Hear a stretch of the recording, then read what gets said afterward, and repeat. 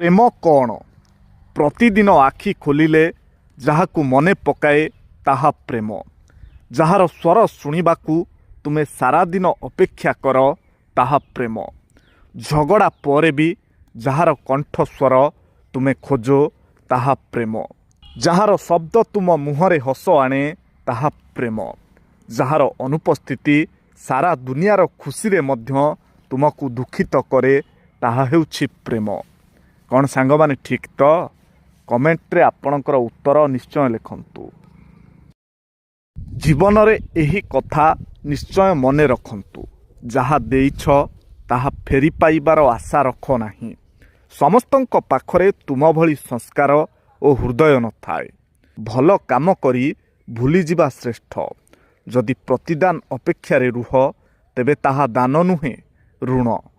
ସମସ୍ତଙ୍କ ପାତ୍ର ଏତେ ବଡ଼ ନୁହେଁ।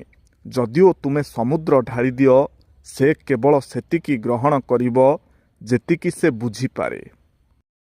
ଆଜିର ଦୁନିଆରେ ବାସ୍ତବ ସ୍ଥିତି ଆସନ୍ତୁ ଜାଣିବା। ସ୍ନେହ ମମତାର ମିଛ ଅଭିନୟ, ହୃଦୟରେ ନାହିଁ ଶ୍ରଦ୍ଧା। ମଣିଷ ପଣିଆ ବାଟ ହୁଡ଼ିଲାଣି, ସ୍ୱାର୍ଥ ପାଖେ ଆଜି ବନ୍ଧା। ସମ୍ପର୍କରେ ଆଉ ଶେଷ ରାଗ ନାହିଁ, ଲୋକ ଦେଖାଣିଆ ଭାବ। କାମ ସରିଗଲେ କିଏ ବା କାହିଁକି କାହାକୁ ଏଠି ଖୋଜିବ।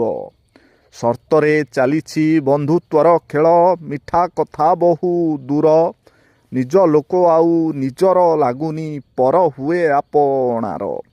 ବାହାର ଲୋକଙ୍କୁ ଗୁରୁତ୍ୱ ଦିଅନ୍ତି ଗର୍ବ ଅହଙ୍କାରେ ରହି। ରାଗ ଅଭିମାନେ ସଂସାର ଉଜୁଡ଼େ ଟିକିଏ କଥାକୁ ନେଇ। ସାଙ୍ଗମାନେ, ସ୍ତ୍ରୀ କାହାକୁ କୁହନ୍ତି ଆପଣ ଜାଣିଛନ୍ତି କି?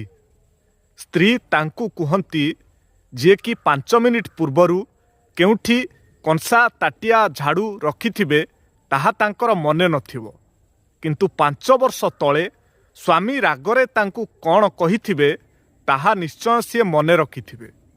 ତାଙ୍କୁ ହିଁ କୁହନ୍ତି ସ୍ତ୍ରୀ। କ'ଣ ସାଙ୍ଗମାନେ ଠିକ୍ ତ? କମେଣ୍ଟରେ ଆପଣଙ୍କର ଉତ୍ତର ନିଶ୍ଚୟ ଲେଖନ୍ତୁ। ଆଉ ଯଦି ଭିଡ଼ିଓଟି ଆପଣଙ୍କୁ ଭଲ ଲାଗିଥାଏ ତାହେଲେ ସେୟାର କରିବାକୁ ଜମାରୁ ଭୁଲନ୍ତୁ ନାହିଁ। ସାଙ୍ଗମାନେ, ଯଦି କେହି ତୁମକୁ ଗୁରୁତ୍ୱ ଦେବା ବନ୍ଦ କରିଦିଏ ତେବେ ତୁମେ ଅଭିଯୋଗ କରିବା ମଧ୍ୟ ବନ୍ଦ କରିଦେବା ଉଚିତ। କାରଣ ଭିକ୍ଷା ମାଗିଲେ ତୁମେ କେବଳ ଭିକ ପାଇବ, ଗୁରୁତ୍ୱ ଏବଂ ପ୍ରେମ ନୁହେଁ।